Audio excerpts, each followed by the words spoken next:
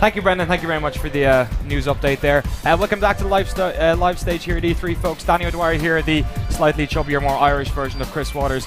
Delighted to be joined here by Dan Greenewald from Turn 10 Studios, creative director, I believe.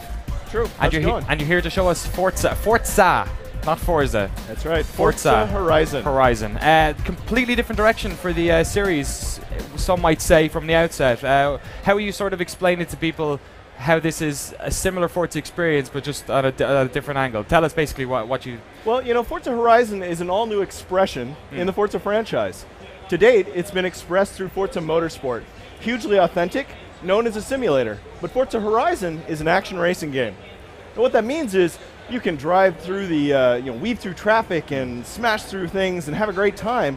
But underpinning all of that is an extremely authentic simulation physics engine. So it feels like Forza, but it drives like an action game. So this is the same engine that the previous Forza 4 is running on as well? It is. It's a lot of the same tech. So the game looks fantastic because it's using our same IBL, image-based lighting, for the graphics. And then it's using the same AI system, Drivatar, and of course using the same physics engine running at 360 hertz. So why the direction of taking something from a predominantly circuit racing game into this kind of open world experience? Well, the vision for Forza is to turn gamers into car lovers and car lovers into gamers. I've been working on this franchise for almost 10 years, and the thing that gets me excited about coming to work every day is passion. Passion for gaming culture, passion for car culture. And that's what both games share, Motorsport and Horizon. They're all about that passion. Now in Horizon in particular, that passion is expressed through a motorsport and music festival, the Horizon Festival. And it's where you'd bring your cars to have a good time with your friends. It's much more social. So they really fit together nicely, complementing each other. So in the yesterday we saw the demo of some sort of street racing on the way to the festival. How does the sort of the campaign or how does the game work in terms of is there a story narrative bringing you linear through it? Do you play as a character, or is it just your car and your personality interacting in different events at the festival? Well, let's get the game started, and you'll get to see some of what's happening. Cool.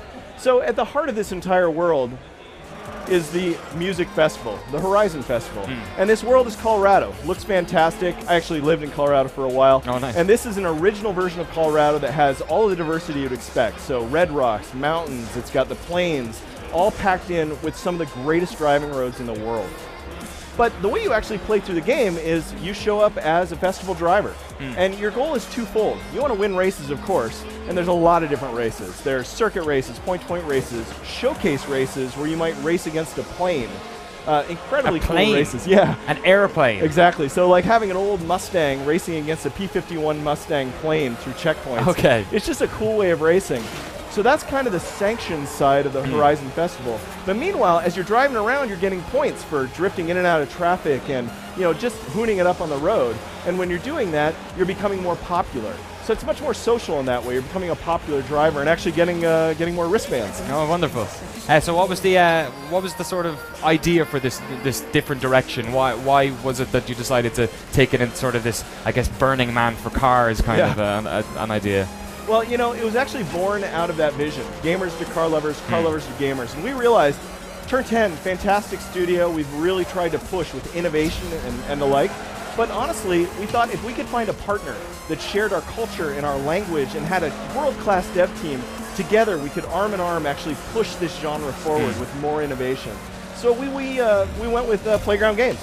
They're located in Leamington Spa. They're an all-new company, but full of veterans. And the UK dev community, it's been fantastic for years. Signosis, Codemasters, Bizarre Creations, BlackRock. So Playground is able to become another hub of great racing game development.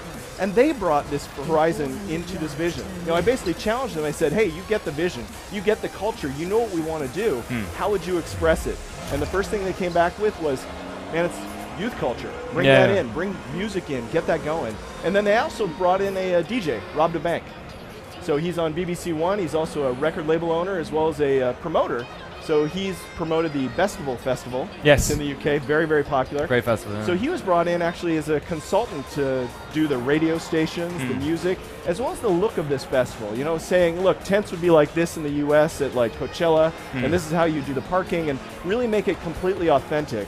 Because that's the name of the game in Forza, authenticity. Got a very important question. Will there be dubstep at this festival? There is dubstep on the radio, and there's dubstep on the stage.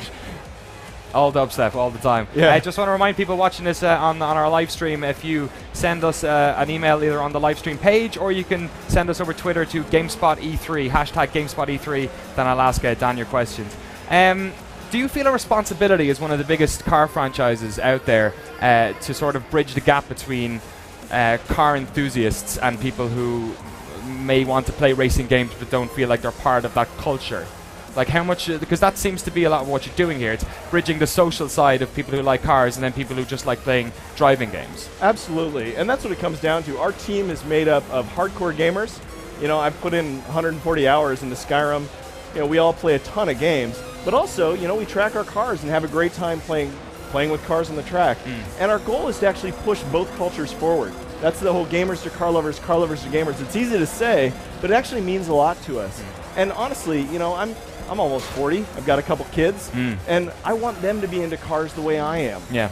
And so I see it as our responsibility, not to compete against other this or what have you, but push the genre forward, push entertainment forward. And that's obviously a hugely lofty goal. And, you know, I'm not silly. I know how lofty it is, but that's what keeps me coming to work every day, is that passion and excitement to actually move it forward. Just looking at the gameplay demo we're seeing here, yesterday we saw some sort of glorious vistas. I kind of want to go to Colorado now. The tourist board should be paying you guys some cash, I think. Right now we're looking at nighttime. Well, what's the sort of variety in terms of environmental? Is it all desert-based? Is it different like that? And also in terms of day-night cycles? Well, you know, once the Playground guys settled on having a festival as the hub, they knew it had to be open world. And once it went open world, they were looking for the right environment. So they went to 30 different environments and looked for ones that had great diversity. They had great driving as well as Vista diversity, and they settled on Colorado, which looks fantastic. And so when you're driving around in here, not only do you have the beautiful vistas in the Red Rocks area we're in right now, but you've got the plains, the driving roads are fantastic. Also, once you're in open world, a 24-hour day-night cycle just makes sense. Yeah. So we used a debug sheet to actually switch it from day to night kind of instantaneously, but it's a 24-hour cycle that's always going around. Now also, the developers at Playground have a lot of experience working on Colin McRae, Dirt, and some of those great franchises. So this open world also has off-road racing. That's a first for the Forza series. It is, absolutely. And having the expertise of the Colin McRae guys, we're able to take the Forza Motorsport engine, which is a fantastic simulation engine, you know, running at 360 hertz, and update that with over 65 different surface types. Dirt, gravel, 65? You know, how many types of dirt are there? You know, we're obsessive. That was actually part of the cultural thing we realized about the guys at Playground, the guys at Turn 10. Authenticity we take very seriously. Maybe to a fault. We think our fans appreciate it, so we take it seriously. Got a question here from Carl Duran in Dublin, and a special shout out to everyone watching this in Europe. I know it's like probably nearly 11 p.m. or 12 at night time there. He's asked a very important question. Can you still paint your cars? Absolutely. So what type of customization is there in terms of in the Forza This Horizon? is a Forza game, and Forza is a fan-driven franchise, which means, of course, we have upgrades, and you've got a lot of cars that you can you know, really have great experiences in, including off-road, and of course painting as well. So it's integrated with the website, and yeah, great painting. And you'll see plenty of cars with lots of liveries. So you think about a summer music festival, it's all about showing off and showing your style. So the livery editor is going to make even more sense there. A couple of people in the chat here are saying that they've played some of the older Forzas and maybe haven't played the latest one. So in terms of, I guess, people who've played Forza 1 or 2, or maybe people who are looking at this game and seeing maybe I'd like to get back into car racing games, what's the sort of learning curve? What's the bump for somebody who's maybe played a couple of non-simulation, not to be arbitrary and split things into arcade and simulation, but those types of games, trying to get into this one? How have you sort of dealt with that? Well, it's always been important in Forza to hopefully erase the line between arcade and simulation and say, if you build the game correctly, you can have the foundation, the core, be an absolutely fantastic simulation, but then add assists. Things like TCS and ABS, driving assists, you know, even steering assists, and then the green line, as well as things like rewind to make it easier to jump into. So this is an action racing game. It means you can pick it up, play, instantly be driving, you know, 150 miles per hour on a Viper down a highway, and at the same time, the underpinnings are a fantastic simulation engine. What's your take on the sort of the driving game situation of the past 3 years. We've seen some great innovation from the guys at Codemasters. We've seen great innovation from you. We've also seen the problems that maybe Bazaar had with games like Blur, where games that seemed to be doing quite well or were popular with the people who played them didn't sell. How are you reading the sort of the divide between arcade and simulation? And is this a means of trying to bridge that gap, or is it just, do you see that the people who are fans of Forza are looking for maybe a different type of experience? You know, it's a great question. I can't say that I'm some industry expert about all of the business. I've been in the industry a long time, but it ebbs and flows quite a bit. For us personally, it was horrible to see some of the closures in the racing game space in the UK, and so we saw working with Playground as an opportunity to capture some of the great innovation and talent in the UK and bring it towards our franchise. So that was great. As far as arcade versus simulation, again, you know, for me, I think if you build the game correctly, you can actually serve both audiences without sacrificing either. Pierre Fouquet, I believe is his name, said, is there still Top Gear stuff in Horizon? Well, you know, the interesting thing is that Top Gear in Forza Motorsport 4 was kind of bringing levity to the game, because the game had a serious tone to it. And so it was sort of like a, you know, a play-by-play and a color commentary working together in tandem. Well, the Horizon Music Festival has a lot of character and a lot of social aspects just because it's a music festival.